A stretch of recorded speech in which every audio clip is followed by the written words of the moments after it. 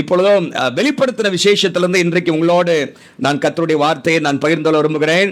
கடந்த நாட்களிலே அதிகாலை ஜெபத்திலே வெளிப்படுத்தின விசேஷத்திலிருந்து பாக்கியவான்கள் என்கிற அந்த வார்த்தைகளை குறித்து நாங்கள் தியானித்து வந்தோம். அதை தொகுத்து இன்றைக்கு மாலையிலே நான் பைபிள் ஸ்டடியாக நான் பேச விரும்புகிறேன். ஆனால் இன்றைக்கு காலையிலே வெளிப்படுத்தின விசேஷத்திலிருந்து கர்த்தருடைய அழைப்பை குறித்து நான் உங்களோடு சிலவற்றை நான் பேச விரும்புகிறேன்.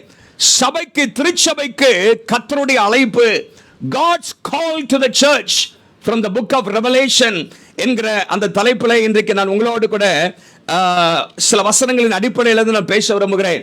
ஆண்டவருடைய நாமம் மகிமைப்படுவதாக. வெளிப்படுத்தின விசேஷம் வருங்காலங்களை குறித்து சொல்கிற அநேக தீர்க்க தரிசனங்களை உடையதாக இருக்கிறது என்று சொல்லி பார்க்கிறோம். விசேஷமாக முதல் நூற்றாண்டிலே திருச்சபை மிகுந்த உபத்திரவத்திலே போய்கொண்டிருக்கும் பொழுது ஆண்டவர் சபையை உற்சாகப்படுத்துவதற்காக உபத்திரவத்திலே பொறுமையாயிருந்து ஆண்டவருக்கு உண்மையாயிருக்க விசுவாசிகளை உற்சாகப்படுத்துவதற்காக எழுதப்பட்ட புஸ்தகம் தான் இந்த வெளிப்படுத்தின விசேஷம். ஆண்டவர் ஜெயிக்க போகிறார். சத்ரு ஒருவேளை அவன் ஜெயிக்கிற மாதிரி தெரிந்தாலும் அல்டிமேட்டாக இறுதியாக இயேசு ஜெயம் எடுக்க போகிறார். இயேசு இந்த உலகத்திலே வரப்போகிறார். எல்லாருடைய கண்ணீரையும் ஆண்டவர் துடைப்பதற்காக வரப்போகிறார் என்பதை சொல்லி உற்சாகப்படுத்துவதற்காக அந்த யோவானுக்கு ஆண்டவர் வெளிப்படுத்தினது தான் இந்த வெளிப்படுத்தின விசேஷம் என்று சொல்லி நம்ம பார்க்கிறோம். விசுவாசிகளை பலப்படுத்த இந்த வெளிப்படுத்தின விசேஷம் எழுதப்பட்டது. இந்த 21ஆம் நூற்றாண்டில் இருக்கிற நமக்கும் இதில் உள்ள சத்தியங்கள் நமக்கு பொருந்தும். இதில் வருங்காலங்களை குறித்து சொல்லப்பட்ட காரியங்கள் இருக்கிறது. இனி நடக்க போகிற காரியங்கள் என்ன, அந்த ரகசிய வருகை குறித்து இருக்கிறது. என்னமாக அந்த கிறிஸ்துவ நாட்கள், 7 வருட உபத்திரவ காலம், ஆண்டவராக இயேசு கிறிஸ்துவுடைய வருகை, 1000 வருட அரசாட்சி, புதிய வானம் புதிய பூமி போன்ற அனைத்து காரியங்களையும் குறித்து இந்த வெளிப்படுத்தின விசேஷத்தில் நான் வாசிக்கிறோம். இதை குறித்து நான் பல நாட்களுக்கு முன்பாக பைபிள் ஸ்டடியிலே ஒவ்வொரு அதிகாரமாக நாம் கற்றிருக்கிறோம். ஆண்டவருடைய நாமம் மகிமை பெறட்டும். இன்றைக்கு விசேஷமாக சில வசனங்களின் அடிப்படையில் ஆண்டவர் இந்த கடைசி கால சபைக்கு ஆண்டவர் கொடுக்கிற அழைப்பு என்ன, இயேசு சீக்கிரமாய் வரப்போகிறார், நம்மை சுற்றிலும் நடக்கிற காரியங்கள் ஆண்டவருடைய வருகை மிகவும் சமீபமாக இருக்கிறது என்பதை நமக்கு வலியுறுத்துகிறது. ஆக இப்படிப்பட்ட காலங்களிலே ஆண்டவருடைய அழைப்புக்கு நாம கீழ்ப்படிந்து சில காரியங்களை செய்ய வேண்டும். நம்பர் 1, முதலாவதாக ஆண்டவருடைய அழைப்பு என்னவென்று சொன்னால் மனம் திரும்புவதற்கான அழைப்பு. The call to repent. மனம் திரும்புவதற்காக அழைக்கிறார். ஆண்டவராக இயேசு இந்த உலகத்திலே இருந்த பொழுது அவருடைய முதல் செய்தியை மனம் திரும்புங்கள் என்று சொல்லி, அவர் ஊழியம் முழுவதுமாக மனம் திரும்புங்கள் என்கிற செய்தியை ஆண்டவர் சொல்லிக் கொண்டே இருந்தார். இந்த வெளிப்படுத்தின விசேஷத்திலும் இந்த கடைசி புத்தகத்திலும் ஆண்டவருடைய அழைப்பு என்னவென்று சொன்னால் திருச்சபைகளுக்கு மனம் திரும்புங்கள் என்று சொல்லி. ஹல்லேலூயா. வெளியே இருக்கிற ஜனங்கள், புற இனத்தினருக்காக ஆண்டவர் சொல்லவில்லை, சபைக்குள்ள இருக்கிற ஜனங்களை பார்த்து சொல்கிறார் மனம் திரும்புங்கள் என்று சொல்லி. வெளிப்படுத்தின விசேஷம் 2ஆம் அதிகாரம் 3ஆம் அதிகாரத்தில் 7 சபைகளை குறித்து அங்கே சொல்லப்பட்டிருக்கிறது. 7 சபைகளில் நீங்கள் பார்த்தீங்கன்னா மெஜாரிட்டி ஆஃப் த சர்ச்சஸ், சுமார் 5 சபைகளிலே ஆண்டவர் சொல்கிற காரியம், நீங்கள் எல்லாம் மனம் திரும்ப வேண்டும், மனம் திரும்ப வேண்டும் என்று ஆண்டவர் அங்கே சொல்கிற நம்ம பார்க்கிறோம். சபைக்கு ஆண்டவர் சொல்கிறார், வெளியே இருக்கிற மக்களுக்கு அல்ல, உள்ளே இருக்கிறவர்களை பார்த்து சொல்றாரு, எப்பா நீங்க மனம் திரும்பணும். எபேசு சபைக்கு என்ன சொல்கிறார் பாருங்க, 4ஆம் வசனம் 5ஆம் வசனத்திலும் எபேசு சபையை பார்த்து சொல்கிறார், நீ ஆதியிலிருந்து அன்பை விட்டாய் என்று உன் பேரில் எனக்கு குறை உண்டு, ஆகையால் நீ இன்ன நிலைமையிலிருந்து விழுந்தா என்பதை நினைத்து மனம் திரும்பு, மனம் திரும்பி ஆதியிலே செய்த கிரியைகளை செய்வாயாக. மனம் திரும்பு என்று எபேசு சபைக்கு சொல்கிறார். நிறைய நல்ல காரியங்கள் இந்த எபேசு சபையில் இருந்தது. அவர்கள் துருபதேசத்தை அவர்கள் பொறுக்காதவர்களாக இருந்தார்கள், அதை எதிர்த்தார்கள், ஆண்டவருக்காக பிரயாசப்பட்டார்கள், எல்லாம் உண்மைதான். ஆனால் ஆதியிலிருந்து அன்பை விட்டு விட்டார்கள். ஆதியிலிருந்த உற்சாகம், ஆதியிலிருந்த ஜபம், ஆதியிலிருந்த அந்த வைராக்கியம் அவருடைய வாழ்க்கையில இல்லாமல் போய்விட்டது. ஆகவேதான் ஆண்டவர் சொல்றாரு, நீங்கள் மனம் திரும்ப வேண்டும். The passion for Christ has grown cold. இயேசுவின் மேல் இருந்த அந்த அன்பு தாகம் அந்த தணிந்து போய்விட்டது. கடைசி நாட்களை குறித்து ஆண்டவராக இயேசு மத்தேயு 24ஆம் அதிகாரத்தில் சொல்லும் பொழுது, கடைசி நாட்களிலே அநேகருடைய அன்பு தணிந்து போகும். கிறிஸ்துவின் மேல் இருக்கிற அன்பு இன்னைக்கு எப்படி இருக்கிறது? ஆண்டவருக்கு முதலிடம் கொடுக்கிறோமா? தேவனை முதலாவது இன்றைக்கு ஒவ்வொரு நாளும் தேடுகிறோமா? ஜெபத்திற்கு எவ்வளவு முக்கியத்துவம் கொடுக்கிறோம்? ஆலய காரியங்களுக்கு எவ்வளவு முக்கியத்துவம் கொடுக்கிறோம்? தேவனுடைய ராஜ்யத்திற்கு நாம் எவ்வளவு முக்கியத்துவம் கொடுக்கிறோம்? மனம் திரும்ப ஆதியிலிருந்து அந்த அன்பு எங்கே? உற்சாகமாக ஊழியம் செய்தீர்களே, உற்சாகமாக ஜெபித்தீர்களே, வேதத்தை திறந்தால் உங்களுக்கு ஆண்டவர் உங்களோடு பேசுவாரே, இன்றைக்கு எல்லாம் சடங்காச்சாரமாக மாறிவிட்டது போல இருக்கிறதே. ஆதியிலிருந்து அன்பை விட்டாய், ஆகவே மனம் திரும்பு என்று கர்த்தர் சொல்கிறார். ஜெபம் என்றாலே உங்களுக்கு தாகமா இருந்துச்சு ஒரு நாள்ல, இன்றைக்கு அது ஒரு சடங்காக மாறிவிட்டதே. இன்னைக்கு ஆண்டவர் சபையை பார்த்து சொல்கிறார், மனம் திரும்புங்கள். இரண்டாவது ஒரு சபையை பார்த்து ஆண்டவர் சொல்றாரு, 2ஆம் அதிகாரம் 16ஆம் வசனத்திலே, அங்கேயும் ஆண்டவர் சொல்றாரு 2:16, நீ மனம் திரும்பு, நீ மனம் திரும்பு, இல்லாவிட்டால் நான் சீக்கிரமாய் உன்னிடத்தில் வந்து வாயின் பட்டயத்தால் அவர்களோட யுத்தம் பண்ணுவேன் என்று சொல்கிறார். இங்க என்ன பிரச்சனை? இந்த சபையிலும் நல்ல காரியங்கள் இருந்தது, ஆனால் 14ஆம் வசனத்திலே ஆகிலும் குறை இருக்கிறது. இவர்கள் தவறான உபதேசத்தை அவர்கள் சகித்துக் கொண்டிருந்தார்கள். They were tolerating false teaching and they were encouraging idolatry and immorality. அவர்கள் விக்கிரக ஆராதனையும் என்னமாக தவறான உறவுகளையும் உற்சாகப்படுத்தினார்கள். பிள்ளையாமுடைய போதகம் அப்படி என்று சொன்னால், பிள்ளையாமுடைய போதகத்தை கைக்கொள்கிறவர்கள். பிள்ளையாம் இஸ்ரவேல் ஜனங்களை வேசித்தனத்துக்குள்ளாக நடத்தினான். அப்படிப்பட்ட பாவம் செய்கிற மக்கள் அங்கே இருக்கிறார்கள். நிக்கோலாய் மதஸ்டருடைய போதகத்தை கைக்கொள்ளுகிற உன்னிடத்தில் இருக்கிறார்கள். அதை நான் வெறுக்கிறேன் என்று கர்த்தர் சொல்கிறார். பாருங்க, தவறான காரியங்களை போதிக்கிறவர்கள், இதை நீ சகித்துக் கொண்டிருக்கிறாய், நான் அதை வெறுக்கிறேன், மனம் திரும்பு. தவறான காரியத்திலிருந்து மனம் திரும்பு. தவறான உபதேசத்தில் சிக்கிக் கொண்டிருந்தால் நீ மனம் திரும்பு.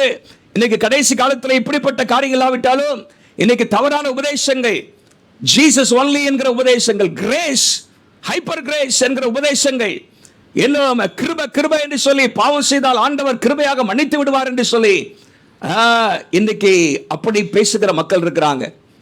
அதுல போய் மாட்டிக்கிட்டு நிறைய பேர் இன்னைக்கு வர முடியாமல் இருக்கிறாங்க.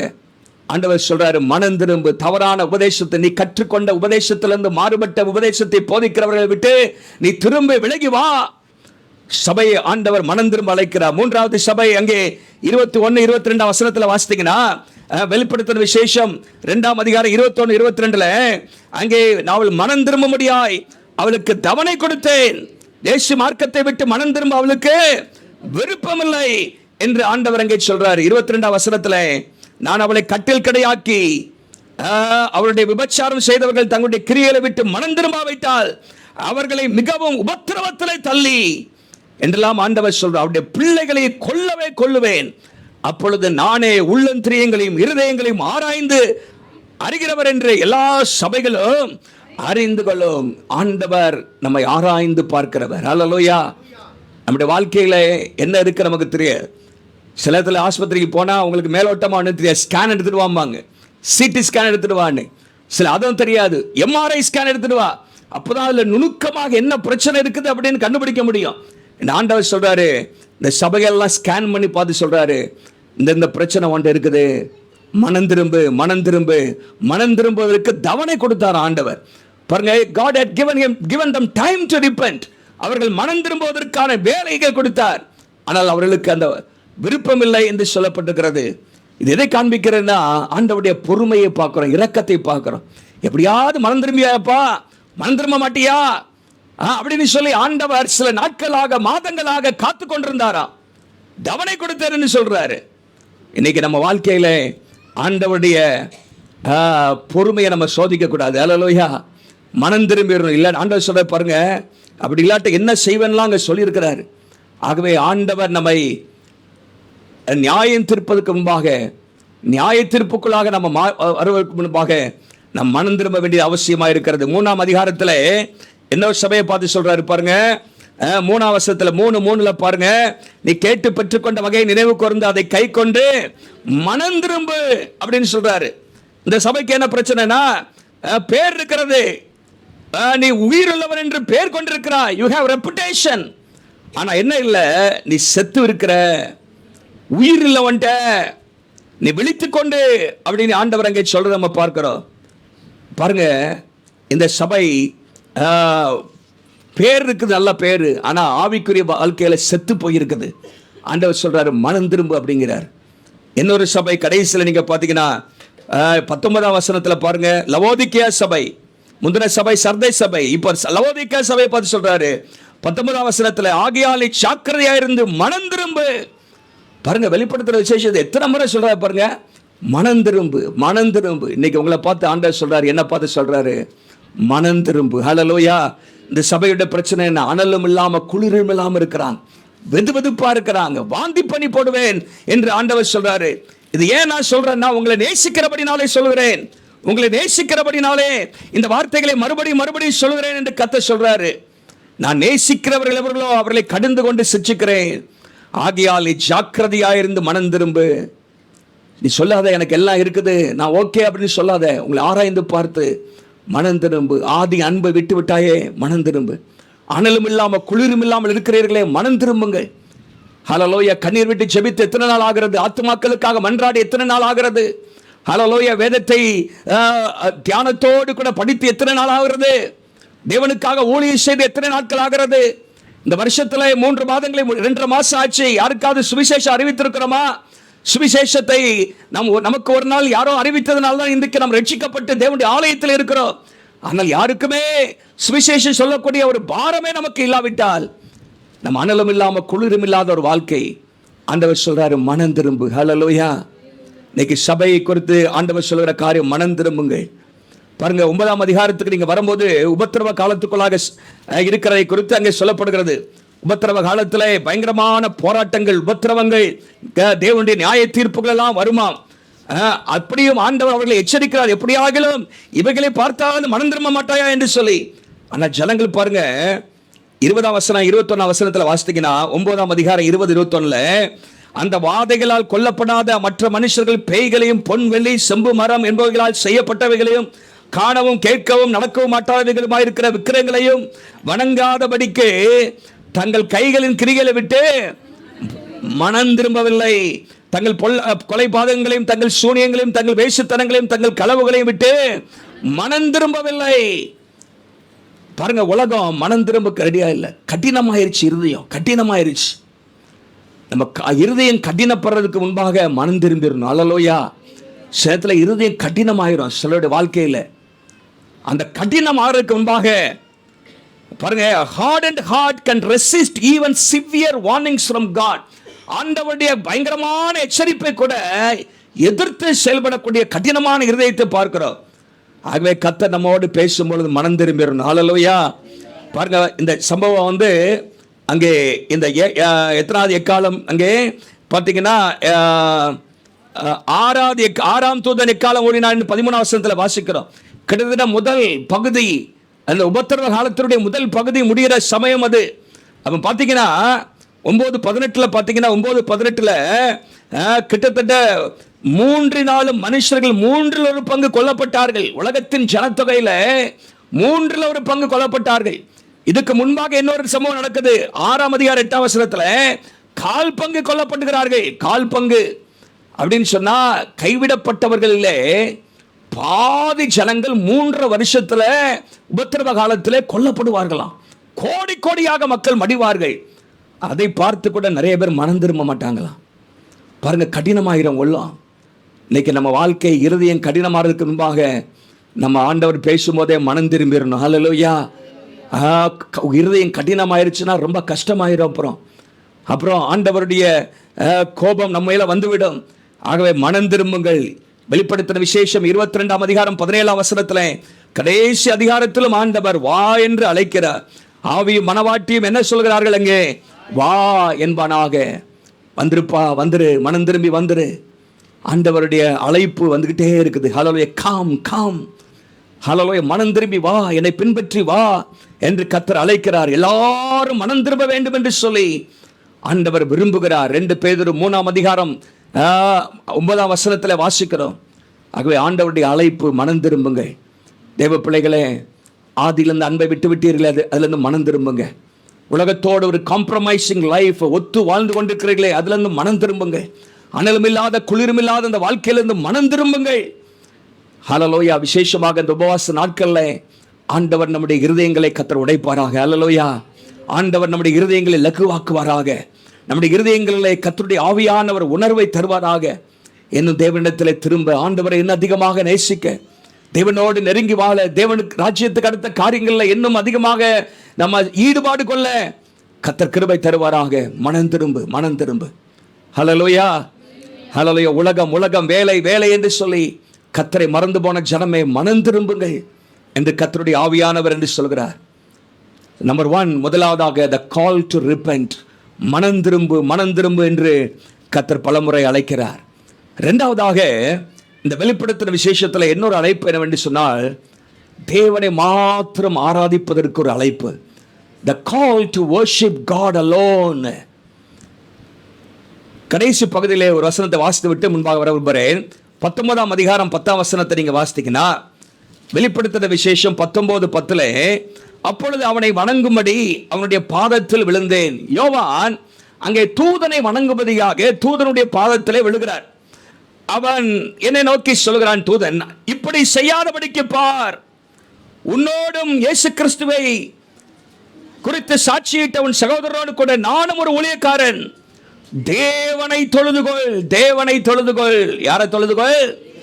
worship God, worship God, worship Jesus. இயேசுவை, தேவனை தொழுதுகொள். 22ஆம் அதிகாரத்துக்கு வாங்க. 22ஆம் அதிகாரத்திலே மறுபடியும் யோவானாகிய நானே இவைகளை கண்டும் கேட்டும் இருந்தேன். நான் கேட்டு கண்டபொழுது இவைகளை காண்பித்த தூதனை வணங்கும்படி அவன் பாதத்திலே விழுந்தேன். யார் இது? யோவான் அப்போஸ்தலனுங்க. இத்தனை வருஷம் ஆண்டவரோடு நெருங்கி இந்த வெளிப்படுத்தின விசேஷத்தை யோவான் எழுதும் பொழுது அவருக்கு கிட்டத்தட்ட 100 வயசு. எத்தனை வயசு? கிட்டத்தட்ட முதல் நூற்றாண்டு முழுசும் வாழ்ந்த ஒரு மனிதன் இந்த யோவான் அப்போஸ்தலன். எல்லா சீஷர்களுக்கு பிற்பாடு கடைசியாக இயற்கையான மரணத்தை அடைந்தவர் தான் இந்த யோவான் அப்போஸ்தலன். இயேசுவுடைய சீஷர்கள் ஒருவன், இயேசுவுடைய மார்பிலை சார்ந்திருந்த அந்த சீஷன். ஆண்டவர் எவ்வளவோ காலங்கள் அவரோடு இருந்திருக்கிறார். அப்போ கூட என்ன இல்லை, யாரை வணங்கிட்டு இருக்கிறார் இவரு? தூதனை போய் வணங்கும்படி பாதத்தில் போய் விழுந்தாராம். அப்பொழுது தூதன் சொல்றான், இப்படி செய்யாதபடிக்கு பார், உன்னோடும் உன் சகோதரோடும் தீர்க்கதரிசிகளோடு இந்த புஸ்தகத்தின் வசனங்களை கைக்கொள்வதோடு கூட நானும் உன் ஊழியக்காரன் தான். தேவனை தொழுதுகொள். யாரை தொழுதுகொள்? worship God, worship God. தேவனை தொழுதுகொள். நல்லா கவனிங்க. ஒரு அப்போஸ்தலனே எங்க போய் விழுறாரு? தூதன் வந்து எச்சரிக்க வேண்டியிருக்கு, தேவனை தொழுது கொள்ளுப்பா அப்படின்னு. நல்லா கவனிங்க. இந்த கடைசி நாட்களில் இது ஒரு எக்ஸாம்பிள் தான். ஆனால் நீங்கள் பைபிளில் இந்த வெளிப்படுத்தின விசேஷத்தில் பார்த்தீங்கன்னா, தேவனை தொழுது கொள்கிற காட்சி நிறைய வருது. சில பற்றி நான் உங்களோடு எடுத்து திருப்பிக் கொள்ளுங்கள். வெளிப்படுத்தின விசேஷம் 4ஆம் அதிகாரத்துக்கு எடுங்க. 4ஆம் அதிகாரத்தில் 10-11 வசனத்தை 10-11 24 மூப்பர்களும் அப்படின்னா திருச்சபை முழுவதுமாக குறிக்கிறது. சிங்காசனத்தின் மேல் வீற்றிருக்கிறவர்களுக்கு முன்பாக வணக்கமாக விழுந்து சதா காலங்களிலும் உயிரோடு இருக்கிறவர்களை தொழுது கொண்டு தங்கள் கிரீடங்களை சிங்காசனத்துக்கு முன்பாக வைத்து, கர்த்தாவே தேவரீர், மகிமையும் கனத்தையும் வல்லமையும் பெற்றுக்கொள்வதற்கு பாத்திரராயிருக்கிறீர், நீரே சகலத்தையும் சிருஷ்டித்தீர், உம்முடைய சித்தத்தினாலே அவைகள் உண்டாக்கப்பட்டிருக்கிறது என்று சொல்லி ஆண்டவரை தொழுது கொண்டார்கள், பணிந்து கொண்டார்கள், ஸ்தோத்திரம் செலுத்தினார்கள். பாருங்க, இதனுடைய பின்னணி என்னன்னு சொன்னா, அவர்கள் முதல் நூற்றாண்டிலே இந்த சபைக்கு எழுதப்பட்டது. முதல் நூற்றாண்டிலே சபை பயங்கரமான துபத்திரத்துக்குள்ளாக போய் கொண்டிருந்தது. இந்த புத்தகத்தை யோவான் எழுதும் பொழுது ரோம பேரரசன் டொமிஷியன் என்கிற அந்த எம்பரர் தான் ரோம சாம்ராஜ்யத்தை ஆண்டு கொண்டிருந்தார். கிட்டத்தட்ட கிபி 80 100 வரைக்கும் உள்ள காலகட்டத்தில். அப்பொழுது எல்லாரும் அந்த ரோம பேரரசனை தான் கடவுள் என்று சொன்னார்கள். சீசர் இஸ் காட் அப்படின்னு சொல்லணும். ராயன் தான் கடவுள், ராயன் இந்த ரோம பேரரசன் தான் கடவுள் என்று சொல்லி அவர்கள் வார்த்தைகளை சொல்லி அந்த அவர்களை தூபம் காட்டணும். They should burn incense and say Caesar is Lord. அப்படி சொல்லாத பட்சத்தில் அவர்கள் சமுதாயத்திலிருந்து விலக்கி வைக்கப்படுவார்கள். பொருளாதார நெருக்கடி அவங்களுக்கு உண்டாகும். அவங்க நினைச்ச மாதிரி வாங்கவும் விற்கவும் முடியாது. சிறை வாசகத்தை அனுபவிக்க வேண்டியது இருக்கும். மரணம் கூட அவர்களுக்கு நேரிடலாம். ஈவன் எக்ஸிக்யூஷன், மரணம் கூட நேரிடலாம். அப்படிப்பட்ட ஒரு சூழ்நிலை இருந்துச்சு. எல்லாரும் என்ன சொல்லணும்? சீசர் இஸ் லார்ட், ரோம அரசன் தான் கடவுள் என்று சொல்லி எல்லாரும் சொல்லணும். அப்படிப்பட்ட ஒரு காலம். ஆனால் தேவ பிள்ளைகள் கிறிஸ்தவர்கள் இயேசுவே ஆண்டவர் என்று சொன்னார்கள். அல்லேலூயா. இயேசுவே ஆண்டவர், இயேசுவே ஆண்டவர் என்று சொல்லி முழங்கினார்கள். உபத்திரவத்தையும் சந்தித்தார்கள். பாருங்க, இயேசுவே ஆண்டவர் அப்படின்னு சொல்றது ஈஸி கிடையாது. நாட்கள்ல அவர்கள் கிறிஸ்துவை மறுதலிக்க இடம் கொடுக்கவில்லை. worshiping the emperor, அந்த ரோம அரசனை அவர்கள் வணங்கியிருந்தார்கள்னால் அது கிறிஸ்துவை மறுதலிப்பதற்கும் விக்கிரக ஆராதனைக்கும் என்னமாக விசுவாச துரோகத்திற்கும் அது சமமாக இருக்கும். ஆனால் அவர்கள் உண்மையாக இருந்தார்கள். பாருங்க, இது முதல் நூற்றாண்டிலே. வரப்போகிற நாட்கள் என்ன நடக்கும்னா, சாத்தானும் அந்தி கிறிஸ்துவும் தங்களை வணங்கும்படி மக்களை தூண்டுவாங்க. தங்களை வணங்கும்படி. நீங்கள் வெளிப்படுத்தின விசேஷம் 13ஆம் அதிகாரத்தில் அங்கே பார்த்தீங்கன்னா, வெளிப்படுத்தின விசேஷம் 13ஆம் அதிகாரத்தில் அங்கே சொல்லப்பட்டிருக்கிறது 4ஆம் வசனத்தில், அந்த மிருகத்திற்கு அப்படிப்பட்ட அதிகாரத்தை கொடுத்த வலுசற்பத்தை வழங்கினார்கள். மிருகம் அப்படின்னா அந்தி கிறிஸ்துன்னு அர்த்தம். எங்கெல்லாம் வெளிப்படுத்தின விசேஷத்தில் மிருகம் அப்படின்னு வருதோ அது யாரை எதை குறிக்கிறதுன்னு சொன்னா அந்தி கிறிஸ்துவை குறிக்கிறது.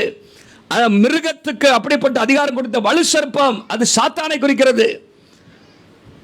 வணங்கினார்கள், வலுசற்பத்தை வணங்கினாங்களாம். அல்லாமலும் மிருகத்திற்கு ஒப்பானவன் யார், அதனோட யுத்தம் பண்ணத்தக்கவன் யார் என்று மிருகத்தையும் யாரெல்லாம் வணங்கினாங்க, சாத்தானையும் அந்தி கிறிஸ்துவையும் வணங்கினார்கள்.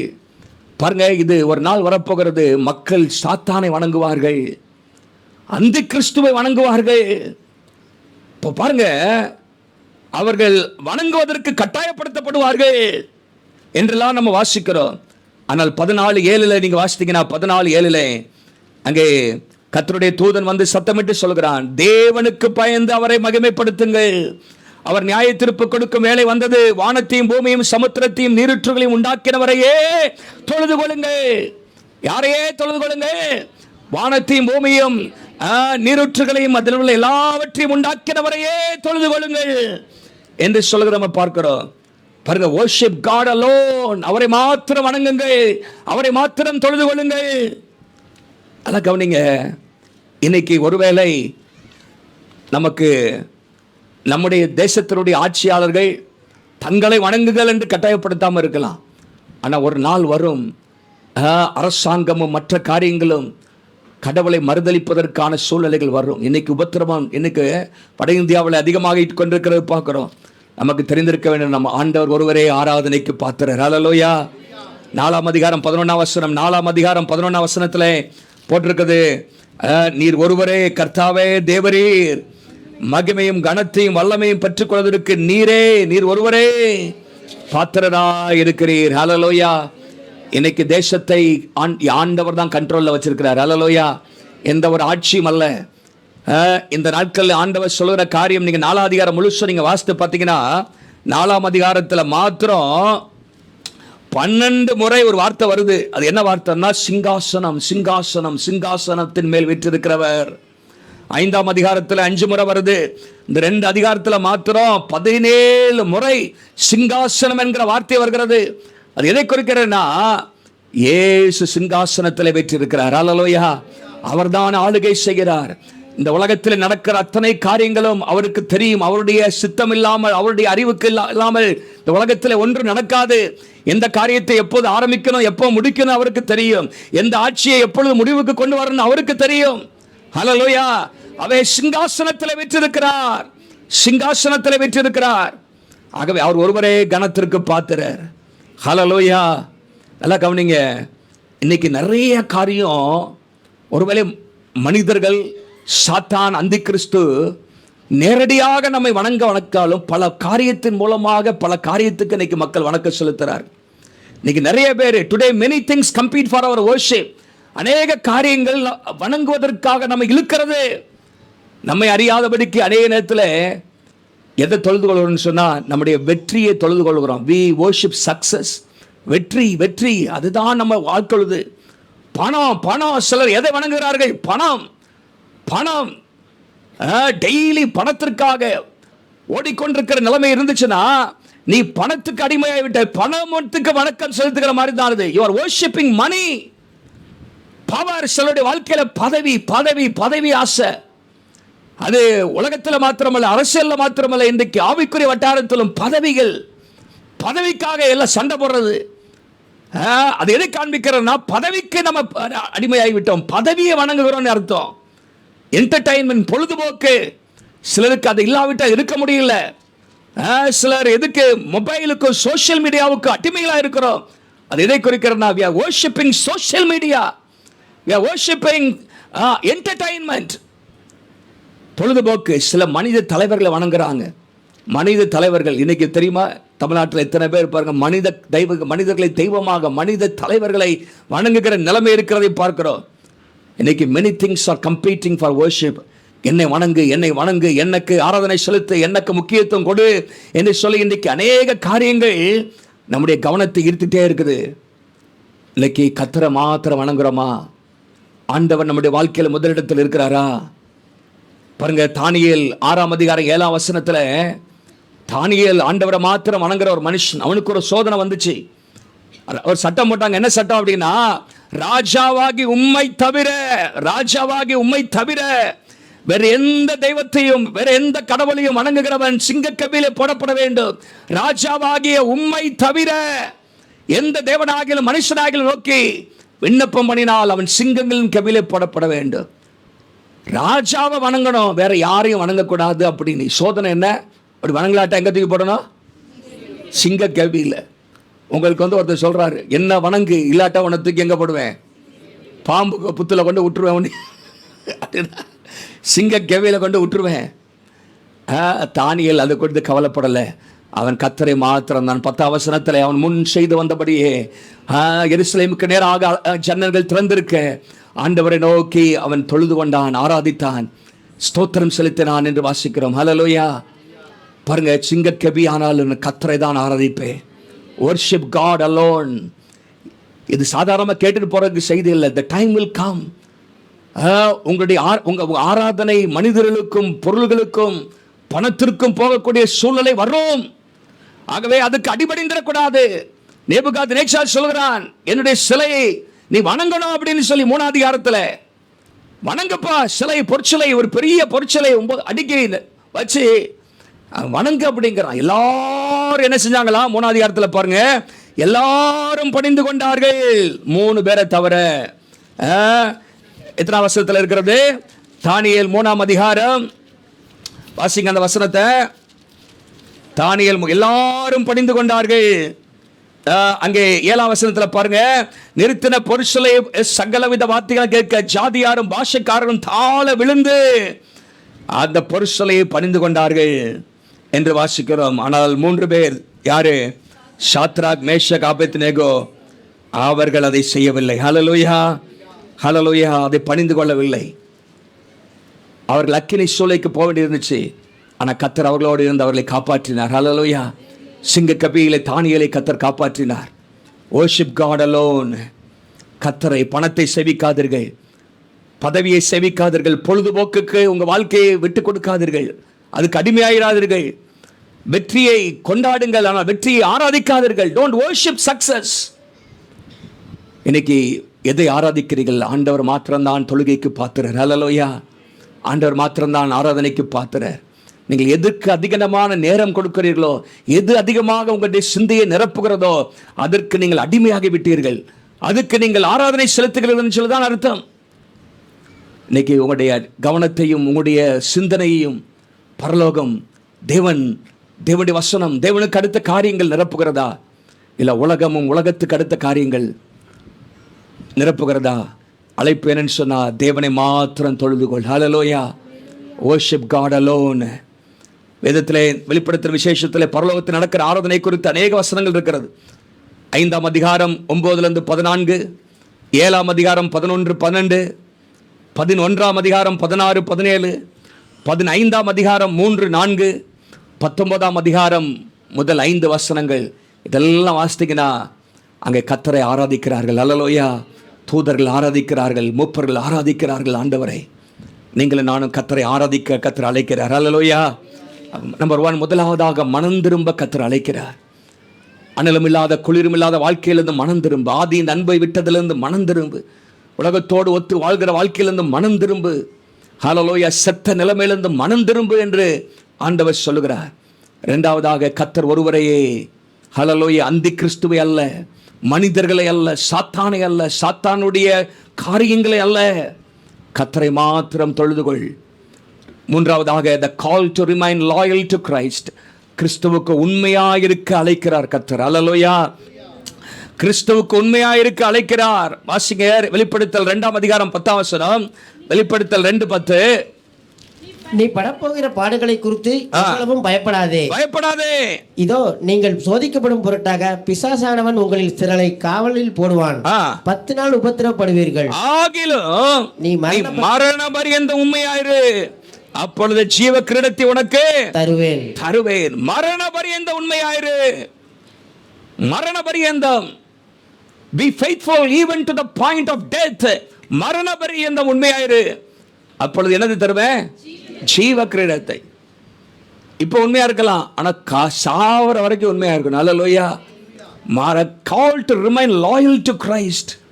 உபத்திரவங்கள் ஆண்டவர் வரும்னு சொல்லியிருக்கிறார். ஹல்லேலூயா. சொல்லியிருக்கலையா?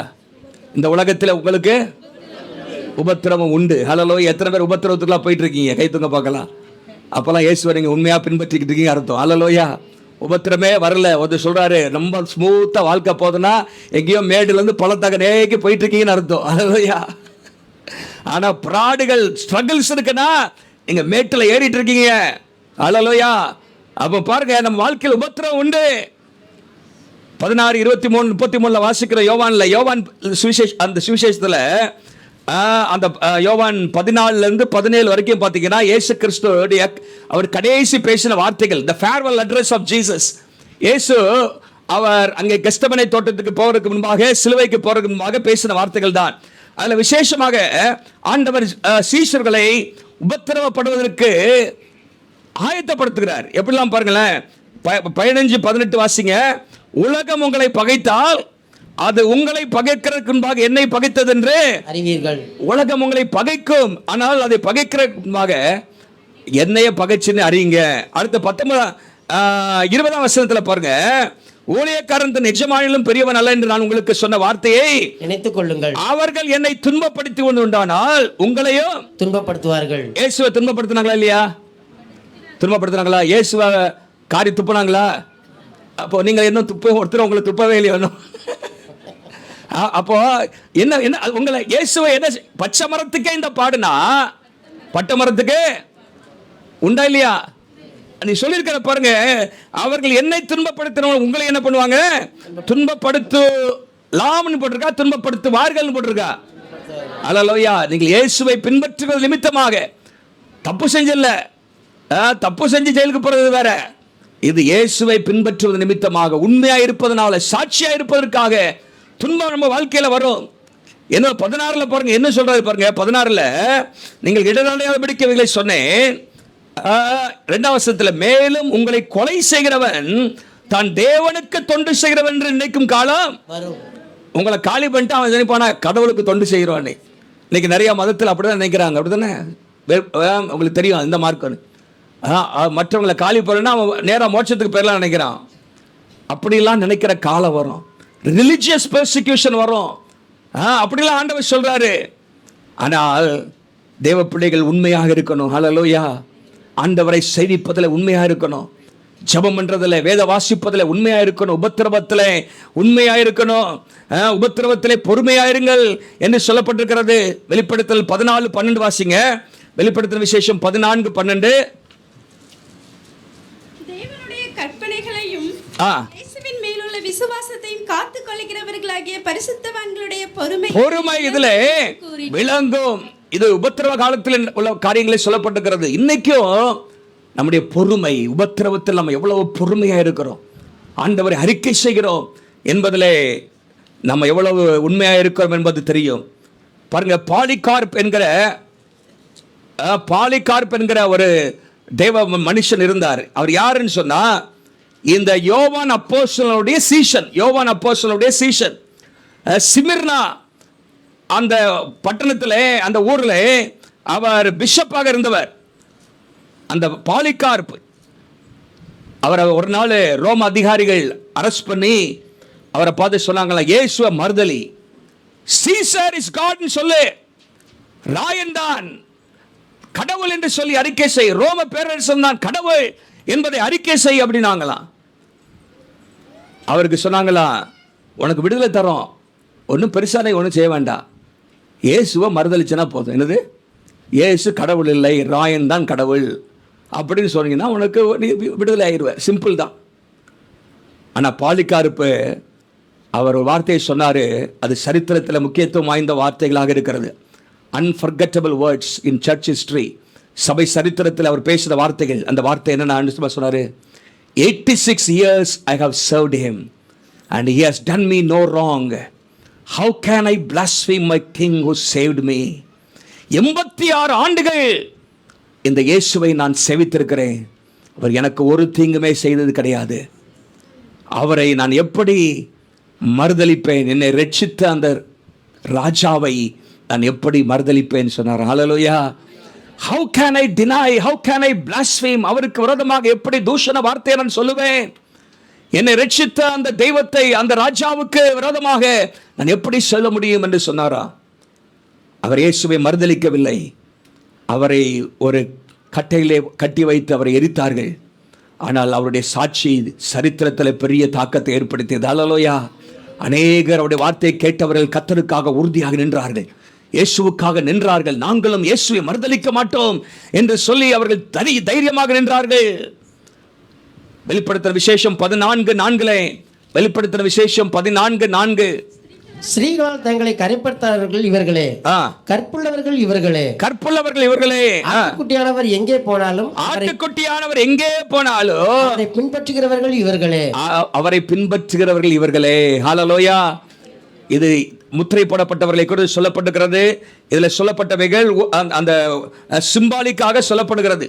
இதில் ஒரு பகுதி என்னன்னு சொன்னா, எங்கே போனாலும் following the lamb wherever he goes, அவருக்கு பின்னாடியே போகிறவர்கள். ஹல்லேலூயா. சிலுவை சுமந்து போகிறவர்கள், அவருக்கு பின்பாகவே போகிறவர்கள், அவர்கள் தான் ஆண்டவருக்கு பாத்திரவான்களாக இருப்பார்கள்.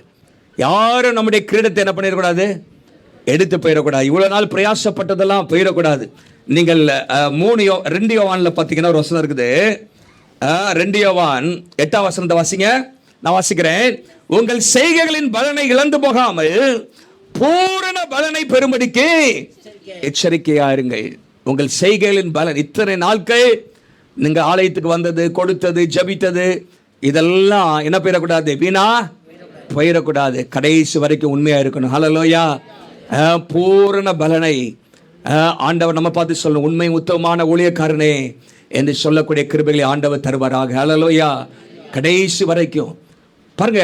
அந்த நாட்களில் இன்னைக்கு ஒலிம்பிக் பந்தயம் இப்போ பார்த்துருக்கீங்களா நீங்கள்? ஒலிம்பிக்கில் பார்த்தீங்கன்னா என்னென்ன பரிசு கொடுப்பாங்க? Gold medal, bronze medal, silver medal கொடுப்பாங்களா? முதல் பரிசு, 2வது பரிசு முதல்ல வந்தவங்களுக்கு, 2வது வந்தவங்களுக்கு, 3வது வந்தவங்களுக்கு. ஆனால் அந்த நாட்கள் அப்படி கிடையாது. ஓட்டப்பந்தயத்தில் யாரெல்லாம் வெற்றி கோடை தொடுறாங்களோ அவங்களுக்கெல்லாம் பரிசு. ஆனால் ஒரு கண்டிஷன் என்னன்னா, அந்த ஒரு டார்ச் கொடுப்பாங்க. என்னது? ஒரு தீப்பந்தம். அந்த மராத்தான் ரேஸில், நீண்ட தூர ஓட்டத்தில் அந்த தீப்பந்தம் யாரெல்லாம் அணையாம கொண்டு கடைசி சேர்க்கிறாங்களோ அவங்க எல்லாருக்கும் பரிசு, கிரவுன். ஹல்லேலூயா. அவங்க எல்லாருக்கும் என்ன உண்டு? கிரீடம் உண்டு. அந்த தீப்பந்தம் அணைஞ்சிருச்சுன்னா என்ன ஆயிடும்? அவங்களுக்கு பரிசு கிடையாது. கடைசி வரைக்கும் அது என்ன எரிஞ்சு அதான் பார்த்துக்கிட்டே போகணும், எரியாம. நம்ம ஊரில் ஒரு விளையாட்டு பந்தயம் வச்சு பார்த்தீங்கன்னா, ஸ்பூனில் எலுமிச்சம்பழம் வச்சு, எலுமிச்சம்பழம் கீழே விழுந்துடக்கூடாது. கடைசி வரைக்கும் என்ன பண்ண கொண்டு போனா பரிசு. நிறைய பேருக்கு என்ன பண்ணிருந்து எலுமிச்சம்பழம் விழுந்துருது. எலுமிச்சம்பழம் தான் நம்ம பரிசுத்த வாழ்க்கை, ஜெப வாழ்க்கை அப்படின்னு வச்சுக்கங்களேன். உங்களுடைய அக்கினி அது கீழே விழுந்துருச்சுன்னா அப்போ கடைசி வரைக்கும் முடிவு பரியந்தம் till the end, to the point of your death, கடைசி வரைக்கும் நம்ம வாழ்க்கையில கர்த்தருக்கு உண்மையா இருக்கணும். ஹல்லேலூயா. ஹல்லேலூயா. உண்மையா இருக்க வேண்டும். எதையாவது நம்ம இழந்துடக்கூடாது. பாருங்க, அங்க போட்டிருக்க உங்களுடைய பிரயாசத்தின் பலனை இழந்து போகாதபடிக்கு. ஹல்லேலூயா. இத்தனை வருஷம் போனியப்பா, கடைசியில் இப்படி விட்டுட்டியப்பா அப்படின்னு வந்துடக்கூடாது. ஹல்லேலூயா. முடிக்கணும். ஆண்டவர் பி லாயல், ஆண்டவர் அதை அழைக்கிறார். கடைசி கால சபை கடைசி வரைக்கும் ஆண்டவரை பின்பற்ற வேண்டும். நான்காவது அழைப்பு இதுக்கு ஒத்ததான் தான். வாசிங்க வெளிப்படுத்தின விசேஷம் 16:15. வெளிப்படுத்தின விசேஷம் 16:15 சொல்லப்பட்டிருக்கிறது, திருடனை போல வருகிறேன், தன் மானம் காணப்படத்தக்கதாக நிர்வாணமாய் நடவாதபடிக்கு விழித்துக் கொண்டு தன் வஸ்திரங்களை காத்துக் கொள்கிறவன் பாக்கியவான். விழித்துக் கொள்ளுங்கள், விழித்திருங்கள். விழித்துக் கொண்டு தன் வஸ்திரங்களை காத்துக் கொள்கிறவன் பாக்கியவான். திருடனை போல வருகிறேன். அப்போ நாலாவது என்னன்னு சொன்னா, the call to watchfulness. விழித்திருக்க அழைப்பு, விழித்திருக்க ஆண்டவர் அழைக்கிறார் நம்மை. ஆவிக்குரிய தூக்கம் ரொம்ப ஆபத்தானது. ஆவிக்குரிய தூக்கம் பாருங்க ஆபத்தானது. ஸ்பிரிச்சுவல் ஸ்லீப் எதை குறிக்கிறேன்னு சொன்னா, அலட்சியமான வாழ்க்கை, நிர்விசாரமான வாழ்க்கை, ஆவிக்குரிய வாழ்க்கையை அலட்சியம் செய்தல், புறக்கணித்தல், இதெல்லாம் ஆவிக்குரிய தூக்கத்துக்கு ஒப்பாக இருக்கிறது. இன்னைக்கு பாருங்க, விசுவாசிகள் கொஞ்சம் கொஞ்சமா அப்படியே கத்தரை விட்டு தூரம் போறதுக்கு பிசாசு உடனே தூக்கிட்டு பெற மாட்டான். இந்த படகு இல்லாட்டி ஏதாவது பார்த்தீங்கன்னா என்ன பண்ணியிருப்பாங்க, நங்குரம் போட்டு கட்டி வச்சிருப்பாங்க. அதை அவுத்து விட்டிங்கன்னா அப்படியே கொஞ்சம் கொஞ்சமாக தான் என்ன பண்ண நவரும். கொஞ்ச நாள் கழிச்சு பார்த்தீங்கன்னா அது படகு இங்கே கடையில் நிற்காது, எங்கேயாவது ட்ரிஃப்ட் ஆகி அது பாட்டுக்கு போயிடும். ஆக பிசாசு உங்களை கொஞ்சம் கொஞ்சமாக தான் நவுத்தி என்ன பண்ணுவான், கொஞ்சம் நவரு அப்படி நவுத்தி என்ன பண்ணிடுவான், நம்ம கொண்டு போயிடுவான். இன்னைக்கு ஜபத்தை நிறுத்துவான். அப்புறம் கொஞ்சம் கொஞ்சமாக சில காரியங்களை நம்ம விட்டு குறைத்து ஆண்டவரை விட்டு தூரம் போயிடுவான். நமக்கே தெரியாது நம்ம ஆண்டவரை விட்டு தூரம் வந்துட்டோன்னு சொல்லி. பைபிளில் போட்டிருக்கு, சிம்சோனை குறித்து எவ்வளவோ எச்சரிப்புகள் வந்துச்சு, கேட்கல. ஆனால் ஒரு நாள் வந்துச்சு, பைபிள் போட்டிருக்கு, கத்தர் போனதே அவனுக்கு தெரியலையா. என்னது, தேவனுடைய பிரசன்னம் அவனை விட்டு போனது அவனுக்கு தெரியல. எவ்வளோ பரிதாபம் பாருங்க. நம்ம வாழ்க்கையில் அலர்ட்டாக இருக்கணும். ஒரு சொல்லுங்க பாருங்க, அலர்ட், ஸ்பிரிச்சுவல் அலர்ட்னஸ், ஸ்பிரிச்சுவல் வாட்ச்ஃபுல்னஸ் நமக்கு ரொம்ப ரொம்ப தேவை. பரிசுத்த வாழ்க்கையில் ரொம்ப கவனமாக இருக்கணும். சில காரியங்கள் நம்மை ஆண்டவர் உணர்த்தும் போது உடனடியாக நம்ம அதுக்கு கீழ்ப்படிந்து அழுது மனம் திரும்பிட வேண்டும். ஆண்டவரே நான் மன்னிச்சிருங்க, தப்பு பண்ணிட்டு ஆண்டவரேன்னு சொல்லி. இல்லாவிட்டால் நம்ம வாழ்க்கையில் நம்ம கடினப்படுத்திக்கிட்டே இருந்தோம்னு சொன்னால் ஒரு நாள் வரும், எந்த எச்சரிப்பு வந்தாலும் உள்ளத்தில் போகாது. அது உள்ளத்தில் என்ன பண்ணாது, நம்ம நினைப்போம் அது யாருக்கா பேசுகிறாங்கப்பா, எனக்கு இல்லை அப்படின்னு தான் நினைப்போம். பாருங்க, அந்த கடினம் வந்துடக்கூடாது. அதுக்கு விழிப்பு நமக்கு தேவை. ஹல்லேலூயா. சர்தை சபைக்கு ஆண்டவர் சொல்றாரு, நீ விழித்துக்கொண்டு 3ஆம் அதிகாரம் 2ஆம் வசனத்துல பாருங்க, வெளிப்படுத்தல் 3:2, நீ விழித்துக்கொண்டு சாகிறதுக்கு ஏதுவாயிருக்கிறதை. சில காரியங்கள்லாம் சாவர மாதிரி இருக்குது, விட்டுறாத, திரும்பி என்ன பண்ண, எழும்பி கட்டு, விழித்துக்கொள் என்று கர்த்தர் சொல்றாரு. அது மாத்திரமல்ல, 1 பேதுரு புஸ்தகம் 5ஆம் அதிகாரம், 1 பேதுரு 5ஆம் அதிகாரத்தை பாருங்க, 5ஆம் அதிகாரம் 8ஆம் வசனத்தை பாருங்க.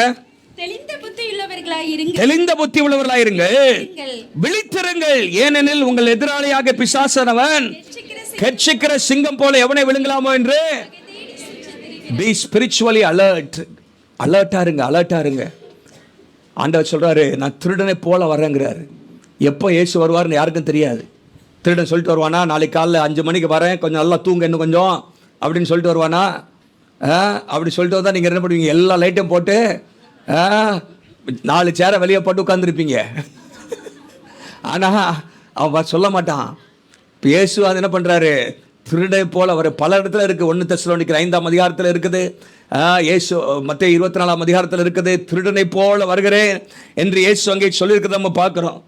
பாருங்க, அது எதை குறிக்கிறேன்னா, நம்ம எப்போவும் ஆயத்தமாக இருக்கணும், கவனமாக இருக்கணும், விழிப்பாக இருக்கணும். மார்க் 13ஆம் அதிகாரத்தில் எடுங்க, மார்க் 13ஆம் அதிகாரத்தில் கடைசி 5 வசனத்திலுமே இந்த விழித்திருங்கள்ங்கிற வார்த்தையை சொல்கிறார். வாசிங்களேன், எல்லாம் எடுங்க. முதல்ல மார்க் 13ஆம் அதிகாரம் 33ஆம் வசனத்தில் ஆண்டவர் பாருங்க, 32ஆம் வசனத்தில், அந்த நாளிகையாகிலும் அந்த நாளையாகிலும் பிதா ஒருவர் தவிர மற்றவர் அறியான், பரலோகத்தில் இருக்கிற தூதர்களும் அறியார்கள், குமாரனும் அறியார் என்று சொல்லி ஆண்டவர் சொல்லிவிட்டு, அக்காலத்தை நீங்கள் அறியாதபடியால் எச்சரிக்கை இருங்க, விழித்திருந்து ஜெபம் பண்ணுங்கள். 35 வசனத்துல 34 கூட இருக்குது, விழித்திருக்கும்படி காவல் காக்கிறவனுக்கு கற்பிப்பான். 35 பாருங்க, அப்படியே நீங்களும் விழித்திருங்கள். ஏனெனில் வீட்டெஜமான் சாயங்காலத்திலோ நடுராத்திரியிலோ சேவல் கூவும் நேரத்திலோ காலையிலோ எப்பொழுது வருவான் என்று நீங்கள் அறியீர்கள். 36 பாருங்க, விழித்திருங்கள் இருக்கு. நீங்கள் நினையாத வேளையில் அவர் வந்து உங்களை தூங்குகிறவர்களாக கண்டுபிடியாதபடிக்கு விழித்திருங்கள். அடுத்த வசனம், நான் உங்களுக்கு சொல்லுகிறதை எல்லாருக்கும் சொல்ல, நான் உங்களுக்கு சீஷர்களாக உங்களுக்கு சொல்லுகிறதை சிட்டி ரிவைவல் ஏஜ் சர்ச்சுக்கும் சொல்லுகிறேன் அப்படின்னு சொல்றாரு. எல்லாருக்கும் சொல்லுகிறேன் பிரதர், உங்களுக்கும் சொல்றேன் சிஸ்டர் அப்படின்னு சொல்லிட்டு ஒரே ஒரு வார்த்தை, விழித்திருங்கள். ஹல்லேலூயா. விழித்திருங்கன்னா எப்பவுமே 24 மணி நேரம் தூங்காம இருக்கல, ஆவிக்குரிய ரீதியாக விழிப்பா இருக்கணும். ஹல்லேலூயா. ஏன்னா பிசாசு எவனை விழுங்கலாமோ என்று சொல்லி வகை தேடி சுற்றி திரிகிறான். So call to watchfulness. விழித்திருக்க தப்பா இருக்கு, விழித்திருக்க ஆண்டவர் அழைக்கிறார். விழித்திருப்பதற்காக ஆண்டவர் நம்மை அழைக்கிறார். விழிப்பாக நம்ம இருக்க வேண்டும், உண்மையாக இருக்க வேண்டும், விழிப்பாக இருக்க வேண்டும். முதல் என்ன சொன்ன, முதல் மனம் திரும்ப அழைக்கிறார். இரண்டாவதாக தேவனை மாத்திரம் தொழுது கொள்ள அழைக்கிறார். மூன்றாவதாக கிறிஸ்துவுக்கு உண்மையாக இருக்க அழைக்கிறார். நான்காவதாக விழித்திருக்கும்படி அழைக்கிறார். ஹல்லேலூயா. விழிப்பாக இருக்கிற கர்த்தர் நம்மை அழைக்கிறார். கவனமாக இருக்க ஆண்டவர் நம்மை அழைக்கிறார். ஜெபத்திலே விழிப்பாக இருக்கணும். பரிசுத்த ஆவியானவருடைய சத்தத்தை கேட்பதற்கு விழிப்பாக இருக்க வேண்டும். பரிசுத்தமாக வாழ்வதற்கு விழிப்பாக இருக்க வேண்டும். தவறான உபதேசத்திலிருந்து நம்மை காத்துக்கொள்வதற்கு விழிப்பாக இருக்க வேண்டும். Consistent prayer life, sensitivity to the Holy Spirit, commitment to holy living and discernment against false teaching. இதெல்லாம் ரொம்ப ரொம்ப முக்கியம். கடைசியாக ஒரு காரியத்தை சொல்லி முடிச்சிடுறேன். வெளிப்படுத்தின விசேஷம் 1ஆம் அதிகாரத்திலும் 22ஆம் அதிகாரத்திலும் அங்கே சொல்லப்பட்ட ஒரு வார்த்தை அங்கே இருக்கிறது. 3ஆம் வசனத்தை வாசிங்க. 1:3 வாசிங்க. இந்த தீர்க்க தரிசன வசனங்களை வாசிக்கிறோம்.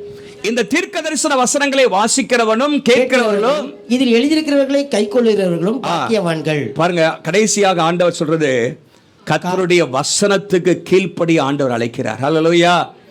வாசிக்கணும், கேட்கணும், அப்புறம் என்னது, கை கொள்ளுகிறவர்கள் பாக்கியவான்கள். கை கொள்ளுகிறவர்கள் 22ஆம் அதிகாரம் 7ஆம் வசனத்திலையும், இதோ சீக்கிரமாய் வருகிறேன், இந்த புஸ்தகத்தில் உள்ள தீர்க்கதரிசன வசனங்களை கை கொள்ளுகிறவன் பாக்கியவான் என்றார். கை கொள்ளுகிறவன் பாக்கியவான். ஹல்லேலூயா. இந்த புஸ்தகத்தில் உள்ள தீர்க்கதரிசன வசனங்களை கை கொள்ளுகிறவன். முதல் அதிகாரத்தில் ஆண்டவர் சொல்றாரு, இந்த தீர்க்கதரிசனம் வெளிப்படுத்தின விசேஷத்தை தான் மையமாக சொல்லப்பட்டிருக்கிறது. ஆனால் முழு வேதாகமத்தில் உள்ள காரியங்களை கை கொள்ளுகிறவர்கள் பாக்கியவான்கள். ஹல்லேலூயா. The call to obey God's word. ஆண்டவருடைய வார்த்தையை கை கொள்ளுகிறவர்களை ஆண்டவர் தேடிக்கொண்டிருக்கிறார். நிறைய பேர் கேட்கறதுக்கு பஞ்சம் இல்லை. வாசிக்கிறதும் நல்லது, ஆனால் கை கொள்ளுகிறது ரொம்ப ரொம்ப முக்கியம். ஹல்லேலூயா. obedience to God's word. பாருங்க, நீங்க 7ஆம் அதிகாரம், மத்திய 7ஆம் அதிகாரத்தில் மலைப்பிரசங்கத்தில் முடிவில் ஆண்டவர் சொல்றாரு, கண்மலையில் மேல் கட்டின மனுஷன் மணலில் மேல் கட்டின மனுஷனை குறித்து அங்கே இயேசு சொல்லும் பொழுது 7ஆம் அதிகாரம் 24-25 வாசித்தீங்கன்னா, நான் சொல்லிய இந்த வார்த்தைகளை கேட்டு இவைகளின்படி செய்கிறவன் எவனோ அவனை கண்மலையில் மேல் தன் வீட்டை கட்டின புத்தியுள்ள மனுஷனுக்கு ஒப்பிடுவேன். பெருமழை வந்து காற்றடித்ததன் வீட்டு மேல் மோதியும் அதன் விழவில்லை. கண்மலையின் மேல் யார் கட்டப்பட்டவர்கள் என்றால் கர்த்தருடைய வசனத்தின்படி நடக்கிறவர்கள், அதை கை கொள்ளுகிறவர்கள். ஹல்லேலூயா. கேட்கலாம், மணல் மேல் கட்டுறவனும் கேட்கிறான், மணல் மேல் கட்டுறவனும் வாசிக்கிறான். ஆனா பிரச்சனை என்னன்னா, அவன் கை கொள்ள மாட்டேங்கிறான். கண்மலையில் கட்டுறவர்கள் யாருன்னா அவர்கள் கை கொள்ளுகிறவர்கள். ஹல்லேலூயா. கை கொள்ளுகிறவர்கள் பாக்கியவான்கள் என்று சொல்லி வெளிப்படுத்தின விசேஷம் ஆரம்பமாகிறது. 22ஆம் அதிகாரம் 7ஆம் வசனத்திலும் ஆண்டவர் கை கொள்ளுகிறவர்கள் பாக்கியவான்கள் என்று சொல்கிறார். ஆகவே இந்த வசனத்திலே என்ன நீங்க வாசித்தீங்கன்னா, அதுல ஒன்னும் கூட்டவும் கூடாது, குறைக்கவும் கூடாது என்றெல்லாம் ஆண்டவர் அங்கே சொல்லுகிறார். 18-19 கடைசி அதிகாரத்தில், ஒருவன் இவைகளோட எதிராகிலும் கூட்டினால் வாதைகளை தேவன் கூட்டுவார், ஒருவன் இதை எதிராகிலும் எடுத்து போட்டால் ஆண்டவர் அவன் பங்கையும் எடுத்து போடுவார் என்று சொல்லப்பட்டிருக்கிறது. இதுதான் உபாகமத்தின் புஸ்தகம் 4ஆம் அதிகாரம் 2ஆம் வசனம், உபாகமத்தின் புஸ்தகம் 12ஆம் அதிகாரம் 32ஆம் வசனம், உபாகமம் 4:2-12 வாசிக்கிறோம். இந்த வசனத்தோட எதையும் கூட்டாத. அங்க பாருங்க, உபாகமம் 12:32, நான் விதிக்கிற யாவையும் செய்யும்படி கவனமாயிரு. என்னது? நான் விதிக்கிற யாவையும் செய்யும்படி கவனமாயிரு. அதோட உன்னை கூட்டாத, குறைக்காத. ஹல்லேலூயா. எதையாவது குறைச்சிக்கிட்டு இதெல்லாம் இல்லைன்னு சொல்லிடாத, இருக்குது பைபிளில். கூட்டாத, ஏதாவது தேவையில்லாத காரியங்களை என்ன பண்ணாத, கூட்ட வசனத்தில் இருக்கிறதுக்கு கை கொள்ளு என்று ஆண்டவர் சொல்றாரு. பாருங்க, கீழ்ப்படிய, வேதத்திற்கு கீழ்ப்படிய ஆண்டவர் நம்மை அழைக்கிறார். இந்த கடைசி கால சபைக்கு ஆண்டவர் கொடுக்கிற உபத்திரவங்கள் வரும், பிரச்சனைகள் வரும், போராட்டங்கள் வரும். ஹல்லேலூயா. அந்தி கிறிஸ்துவுடைய ஆட்சி சீக்கிரத்தில் வரப்போகிறது. உலக முடிவுக்கு வரப்போகிறது. இயேசு திருடனை போல வரப்போகிறார். ஆண்டவருடைய வருகை மிகவும் சமீபமாக இருக்கிறது. ஆகவே திருச்சபைக்கு ஆண்டவர் கொடுக்கிற அழைப்பு என்னன்னா, இந்த 5 காரியம் வேகமாக சொல்லி முடிக்கிறேன். முதலாவதாக ஹல்லேலூயா, மனம் திரும்ப அழைக்கிறார். ஹல்லேலூயா. பாவத்திலிருந்து மனம் திரும்ப, ஆதியிலிருந்து அன்பை விட்ட காரியத்திலிருந்து மனம் திரும்ப, அனலமில்லாத குளிருமில்லாத வாழ்க்கையிலிருந்து மனம் திரும்ப, உலகத்தோடு ஒத்து வாழ்கிற வாழ்க்கையிலிருந்து மனம் திரும்ப கர்த்தர் நம்மை அழைக்கிறார். 2வதாக தேவனை மாத்திரம் தொழுது கொள்ள அழைக்கிறார். அல்லது இன்னைக்கு உலகம் நம்ம பல காரியத்தை தொழுது கொள்ள அழைக்கிறது. பணத்தை தொழுதுகள், பணம் நம்ம அழைக்கிறது, பதவி அழைக்கிறது, உலகத்தின் சிற்றின்பங்கள் காரியங்கள் நம்மை அழைக்கிறது. அதெல்லாம் நான் வணங்க மாட்டேன். கர்த்தர் தான் எனக்கு முக்கியம். ஹல்லேலூயா. ஆண்டவரை மாத்திரம் தான் நான் ஆராதிப்பேன். ஹல்லேலூயா. அவர்தான் இந்த வாழ்க்கையிலே சிங்காசனத்திலே உயர்ந்த இடத்திலே முதலிடத்திலே இருக்கிறார் என்பதை ஒவ்வொரு நாள் நாம் உறுதி செய்ய வேண்டும். 3வதாக the call to remain loyal to Christ. கிறிஸ்துவுக்கு உண்மையாக கடைசி வரைக்கும் இருக்க ஆண்டவர் நம்மை அழைக்கிறார். ஹல்லேலூயா. நம்முடைய தீப்பந்தம், நம்முடைய டார்ச் அணையாதபடிக்கு, ஹல்லேலூயா, விசுவாசம் என்கிற டார்ச், பரிசுத்தம், ஜெபம், ஹல்லேலூயா, தேவனமே பற்றிக் கொள்கிற அந்த வாழ்க்கை அது கடைசி வரைக்கும் இருக்க, ஹல்லேலூயா, கிறிஸ்துவுக்காக கடைசி வரைக்கும் உண்மையா இருக்க ஆண்டவர் நம்மை அழைக்கிறார். ஹல்லேலூயா. 4வதாக விழித்திருப்பதற்காக அழைக்கிறார். விழித்திருங்கள், கவனமாயிருங்கள். ஆவிக்குரிய விழிப்பு நமக்கு தேவை. ஹல்லேலூயா. தூக்கம், ஆவிக்குரிய தூக்கம், மயக்கம் நம்முடைய வாழ்க்கையில் வந்துடக்கூடாது. ஹல்லேலூயா. அதுக்கு நீங்கள் அதிகமாக ஆண்டவரை தேடணும். ஹல்லேலூயா. விழிப்பாயிருங்கள். கடைசியாக கர்த்தருடைய வசனத்தை கீழ்ப்படிய ஆண்டவர் நம்மை அழைக்கிறார். இதெல்லாம் வெளிப்படுத்தின விசேஷத்திலே ஆண்டவர் பல காரியங்களை, வருங்கால காரியங்களை சொல்லும் பொழுது நடுவாக இப்படிப்பட்ட அழைப்பை ஆண்டவர் முக்கியத்துவப்படுத்தி கொடுத்து கொண்டே இருக்கிறார். கர்த்தர் நம்மையும் அழைக்கிறார். நம்ம எல்லாம் எளிமையில் இருப்போமா?